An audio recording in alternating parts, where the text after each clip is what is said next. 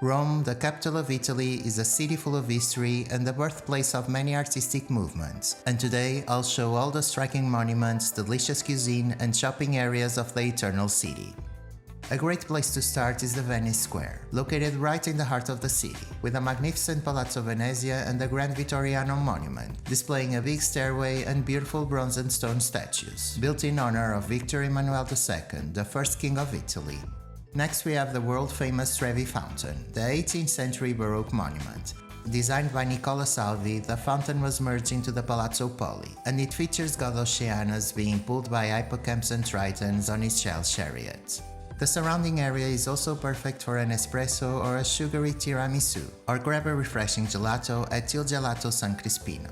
Another must-visit are the Spanish Steps, starting at the Fountain of the Longboat and leading the way to the French monastery church Trinità dei Monti and the imposing Egyptian obelisk. Right in front of the steps you have Via de Condotti, a busy and elegant street filled with luxury stores for you to spend some money or do some window shopping. Now it's time to explore the symbol of Rome, a monument with 2,000 years of history, the iconic Colosseum.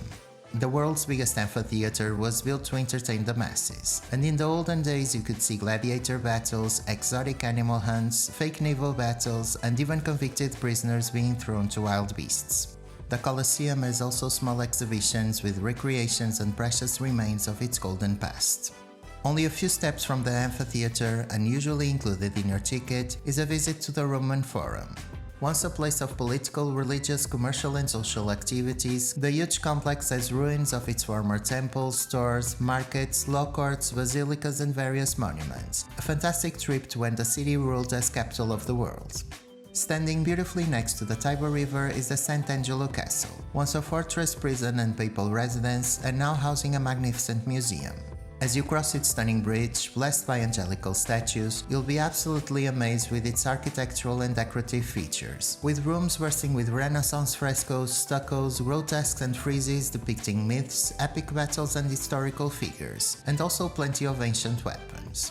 Its terrace provides great views of Rome, including the Vatican City, linked from the castle through the Passetto di Borgo. In the city center you'll find the Pantheon, a perfectly geometric building with tombs of several kings, and across from it you have Tazza d'Oro, a classic coffee shop selling beans and other coffee-related items, but you absolutely must try their tasty granita di caffè con panna. Giolitti, the oldest gelato store in the city, is just around the corner, a charming parlor serving endless flavors of the creamy and light delicacy. An alternative place to try more goodies is Eataly, a huge market selling authentic Italian products to bring back home and to try on the spot.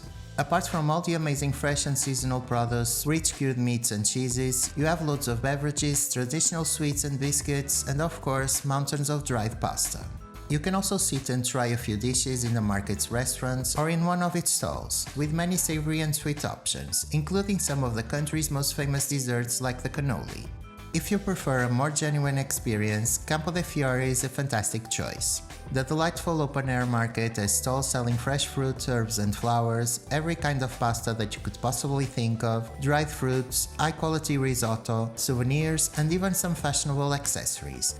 Nearby you can also find the Largo di Torre Argentina, with the remains of Pompeii's theatre and 4 temples. Let's now discover one of my favorite places in the entire city, the Villa Borghese. Let's start at the Borghese Gallery, one of the best museums in Rome, housing works from Italian masters like Caravaggio, Raphael and Botticelli, and decorated from floor to ceiling with paintings, mosaics, reliefs, sculptures and many other relics. The park itself is a masterpiece, packed with centenary trees, impressive buildings, statues and fountains, and in its lake you can even rent a boat and have a well-deserved break. If you happen to visit the city on a Sunday, you can go to Trastevere and explore the Mercato di Portese.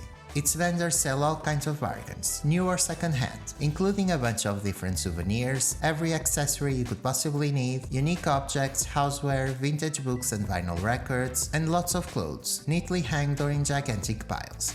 Home to the opulent Basilica of Santa Maria, Trastevere is a joy to walk around, a neighborhood with plenty of Italian flair in its cobbled streets, magical alleys and orangey buildings. A great place to soak up the country's allure and also to eat, like the excellent Tonnarello, always with a queue but absolutely worth it. Time to do some shopping at Galleria Alberto Sordi, an arcade with incredible architectural features that you'll admire while drinking an energy-boosting cappuccino. We finish our trip at outstanding Piazza Navona, the 15th century Baroque square. The popular piazza is an absolute delight, with a majestic Sant'Angelo church and its obelisk and 3 fountains decorated with detailed and dynamic sculptures.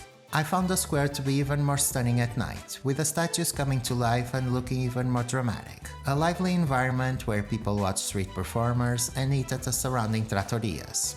Hope you enjoyed this video, please like, comment and subscribe, and I'll see you on the next one.